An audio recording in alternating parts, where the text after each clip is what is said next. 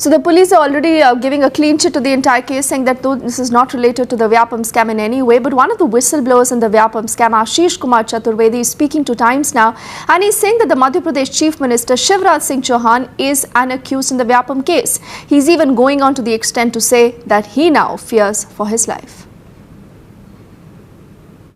One of the whistleblowers in the Vyapam scam, Ashish Kumar Chaturvedi, is joining us from Gwalior. जी नमस्ते। आपने कहा है कि आप पर हमला हो रहा था लगातार और सरकार कुछ नहीं कर रहे थे, इसके बारे में बताइए कि कितने बार आप पर अटैक हुआ है? उस पर 14 से ज़्यादा बार अब तक हमले हो चुके हैं, जिसमें से 6 से ज़्यादा बार सुरक्षा गार्ड की उपस्थिति में हमले हुए हैं। अभी हाल ही में मेरे साथ तैनात सुरक्षा गार्ड ने जैसा बताया कि जब वो कहीं ऑफ ड्यूटी थे तो कहीं किसी फंक्शन में गए हुए थे, उस समय उन्हें ऐसा जानकारी में आया कि कुछ लोग ऐसी बात कर रहे थे कि अगर आशीष ने व्यापम मामले में गवाही दी या दीपक यादव के मामले में गवाही दी तो पूर्व IPS और वर्तमान भाजपा नेता वो मेरे टुकड़े टुकड़े करवा देंगे।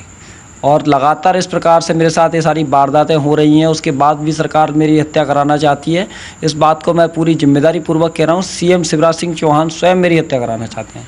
आप कह रहे हैं कि इसके पीछे CM के हाथ है? बिल्कुल, निश्चित तौर पर। आप ये क्यों कह रहे हैं? CM शिवराज लगातार जिस प्रकार से CM शिवराज सिंह चौहान के बारे में मेरे द्वारा आरोप लगाए गए, जो भी जानकारियां सार्वजनिक की गई, उससे शिवराज सिंह चौहान मध्य प्रदेश के मुख्यमंत्री जो कि हैं उनकी छवि लगातार धूमिल हुई है। उन्हें कई सारे मंचों पर सफाई देनी पड़ी है। चूँकि वे व्यापम घोटाले में आरोपी हैं, जाँच को प्रभावित कर सकते हैं, लेकिन मुझ जैसे एक निर्भीक विसल ब्लोअर को दबा नहीं सकते। जो सच्चाई है उसे आम जनता के सामने मैं लाके ही रहूँगा। तो आप बेसिकली ये कह रहे हैं कि मध्य प्रदेश का जो चीफ मिनिस्टर है वो आपको मारना चाहते हैं? बिल्कुल, वो मुझे मारना चाहते हैं और व्यापम घोटाले के आरोपी हैं। ठीक है, अभी 12 बज रहे, रात हो गया है और आपके पास कोई सिक्योरिटी नहीं है। क्यों नहीं है? क्योंकि आपने तो कहा था कि हाई कोर्ट ने आपको लाइफ टाइम सिक्योरिटी देने के लिए कहा था पुलिस को। लाइफ टाइम सिक्योरिटी देने के लिए हाई कोर्ट ने पुलिस को कहा है और पुलिस ने मुझे on paper 24 hour security provide कराई है। तो कहाँ है आपका सिक्योरिटी पर्सनल? अभी कहाँ है वो? चूँकि मैंने अभी आपको जो शब्द अभी पहले बताए वही मैं फिर से दोहरा देता हूँ। जिस प्रकार से सरकार और सरकार में बैठे बड़े लोग, चाहे वो शिवराज सिंह हो, जो मेरी हत्या कराना चाहते हैं, वो मुझे सुरक्षा देना नहीं चाहते, सिर्फ सुरक्षा के नाम पर दिखावा कर रहे हैं। अभी आपके पास सिक्योरिटी है? नहीं, अभी मेरे पास कोई सुरक्षा गार्ड नहीं है। आपने स्वयं ही अभी देखा है, कोई सुरक्षा गार्ड नहीं है। अभी आप आए हैं तो मैं अकेला ही हूँ। तो अभी 3 दिन से हम देख रहे हैं कि लगातार एक के बाद एक मौत होता जा रहा है। आपको क्या लगता है कि ये सब मौत कैसे हो रहा है? इसमें से मैं नहीं कहता सारी मौतें में साजिश है, पर कुछ अधिकांश मौतें ऐसी हैं जिनके पीछे साजिश की बू आती है और निश्चित तौर पर वे सारी हत्याएं, जो भी इन मौतों में से जो हत्याएं कराई गई हैं, वे सारी हत्याएं व्यापम के सच को छुपाने के लिए, बड़े लोगों को बचाने के लिए कराई गई हैं। और आगे भी हो सकता है कई सारे लोगों की हत्या करा दी जाए, मेरे जैसे किसी विसल ब्लोअर की हत्या करा दी जाए, जांच एजेंसी से जुड़े किसी व्यक्ति की भी हत्या कराई जा सकती है। अक्षय सिंह यहाँ पे आए थे और आपसे उन्होंने मिला और 3 दिन आपके साथ थे, तो क्या था बेसिकली? आपने उनको कैसे मदद किया और आपको क्या लग रहा है कि इनके जो मौत हुआ है उसके पीछे क्या कारण होगा? अक्षय सिंह जी लगातार 3 दिन जिस प्रकार से मेरे साथ रहे, उन जैसे जुझारू और खोजी पत्रकार जो कि मैंने 3 दिन में उन्हें अनुभव किया, वो ऐसे कुछ विषय को खोज रहे थे जैसे सारा मीडिया अभी डेथ को इन्वेस्टिगेट कर रहा है, पर वो डेथ को इन्वेस्टिगेट ना करते हुए कुछ हाई प्रोफाइल्स को एक्सपोज करने वाले थे। 5 से 6 बड़े हाई प्रोफाइल एक्सपोज मंडे को वो करने वाले थे, ऐसा उन्होंने मुझे बताया था।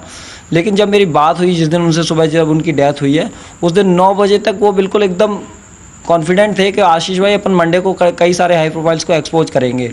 और 2 घंटे बाद, 2.5 घंटे बाद मुझे पता लगता है वो बंदा एक्सपायर हो गया। तो अचानक से कैसे? और निश्चित तौर पर कहीं ना कहीं ये साजिश है। जिस प्रकार से वो बड़े खुलासे करने वाले थे, उसके पीछे कहीं ना कहीं इस मंशा से वो साजिश रची गई होगी, इस मंशा से उनकी हत्या कराई गई होगी, बड़े खुलासे बड़े लोगों को बेनकाम ना करें। हम बहुत पहले से सुन रहे कि इतने हाई प्रोफाइल लोग इस केस में हैं, पर जिनका भी नाम बाहर आ रहा है, जिनका भी अरेस्ट हो रहा है, ये सब इतने हाई प्रोफाइल लोग नहीं हैं। लिविंग बारिंग 2 और 3 पीपल, सब लो प्रोफाइल लोगों की अरेस्ट हो रही है। तो ये हाई प्रोफाइल लोग है कौन? आपको तो पता होगा क्योंकि आप एक विजिल ब्लोअर है इस केस में।